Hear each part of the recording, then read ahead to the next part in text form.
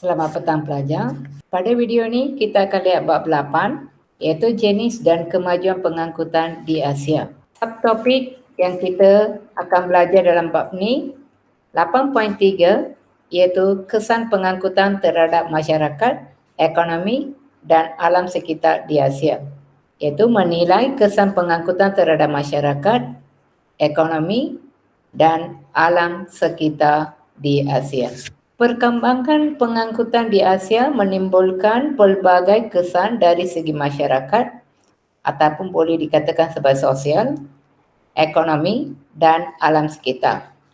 Dari segi masyarakat, iaitu kemajuan pengangkutan telah memendekkan masa perjalanan, iaitu masyarakat boleh bergerak dari satu tempat ke satu tempat dalam masa yang singkat.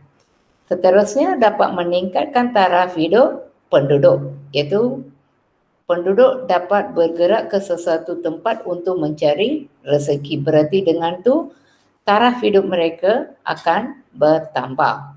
Yang ketiga, meningkatkan interaksi. Yang keempat, meningkatkan darjah ketersampaian. Maksud darjah ketersampaian di sini, apabila ada pengangkutan yang moden, penduduk dapat bergerak dari satu tempat ke satu tempat yang sukar dengan senang ataupun mudah. Boleh, contohnya apabila ada kapal terbang, okey, kita dapat pergi ke sesuatu negara dengan senang dapat menikmati keadaan di situ dengan lebih selesa.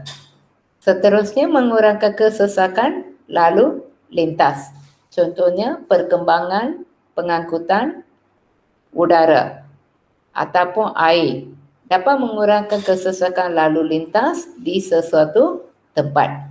Yang terakhir, mewujudkan banyak peluang pekerjaan. Itu pembukaan sektor-sektor ini, tak kira pengangkutan darat, pengangkutan udara ataupun pengangkutan air, ia melibatkan peluang pekerjaan yang banyak kepada masyarakat.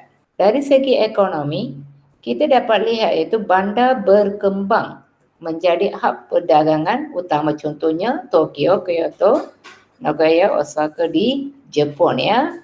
Ia berkembang hasil daripada sistem pengangkutan. Okey, seterusnya pembinaan pusat rekreasi dan hotel bertaraf antarabangsa ya seperti yang terletak di Dubai membuka peluang perniagaan di kawasan tersebut, iaitu lapangan terbang Dubai memang membekalkan menjadi pusat rekreasi utama sehingga ekonomi negara berkembang. Seterusnya, memperkembangkan perdagangan domestik dan antarabangsa. Domestik di sini adalah merujuk kepada tempatan antarabangsa. Memang pelajar dah tahu antarabangsa, maksud antarabangsa iaitu perkembangan perdagangan domestik dan antarabangsa berlaku hasil daripada perkembangan ketiga-tiga sistem pengangkutan ini. Seterusnya, memajukan sektor pertanian, perindustrian, pelancongan. Contohnya, barangan pertanian dapat diangkut dari satu tempat ke satu tempat dengan adanya kemudahan pengangkutan darat ataupun pengangkutan air, iaitu barangan dapat diangkut dengan menggunakan kapal ke sesuatu negara untuk ekspor. Seterusnya, pertukaran mata wang asing, iaitu dari segi import dan ekspor, iaitu urusan import ekspor dapat dilakukan dengan adanya sistem pengangkutan ini. Yang terakhir, kesan terhadap alam sekitar. Di sini kita dapat lihat iaitu kesan positif dan kesan negatif, dan soalan ni agak penting ya, pelajar kena memberi tumpuan yang lebih ya. Itu apabila kita lihat kesan positif, kereta api berkelajuan tinggi mengurangkan pencemaran alam sekitar sebab kebanyakan kereta api ini menggunakan arus elektrik.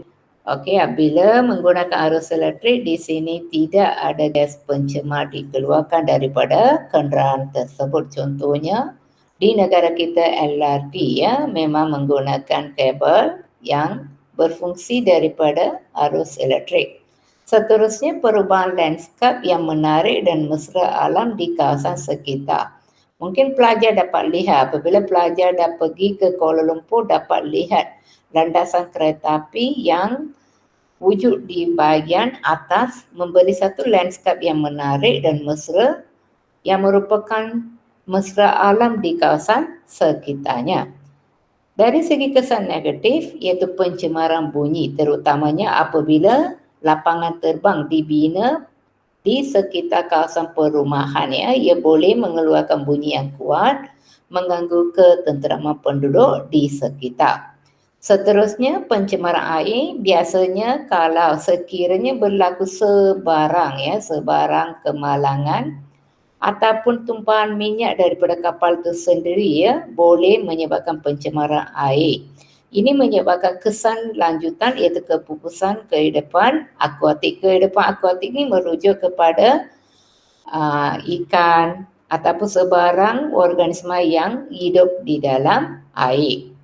Seterusnya, kemusnahan hutan iaitu contohnya pembinaan lebuh raya ataupun jaringan kereta api ataupun landasan lapangan terbang ya, ia memusnahkan satu kawasan yang agak besar sehingga kadang-kadang kemusnahan berlaku di kawasan tadahan air. Kawasan tadahan air ini merujuk kepada kawasan di mana hutan bertindak sebagai kawasan tadahan air, berarti kehilangan air akan berlaku. Mungkin krisis air boleh berlaku hasil daripada pembinaan lebuh raya, landasan kereta api ataupun lapangan terbang. Okey, mungkin pelajar boleh memberi fokus yang lebih di sini ya. Contohnya soalan kebat di sini. Sejauh manakah perkembangan pengangkutan mempengaruhi sosioekonomi penduduk di negara Asia? Di sini pelajar perlu fokuskan kepada sosial dan ekonomi. Ini adalah bentuk soalan yang biasa keluar di bahagian alam sekitar. Secara rumusan dalam bab ni pelajar dapat lihat jenis-jenis kemajuan pengangkutan di Asia iaitu darat, udara, air dan seterusnya kesan pengangkutan di Asia termasuk kepentingan. Sekian, terima kasih.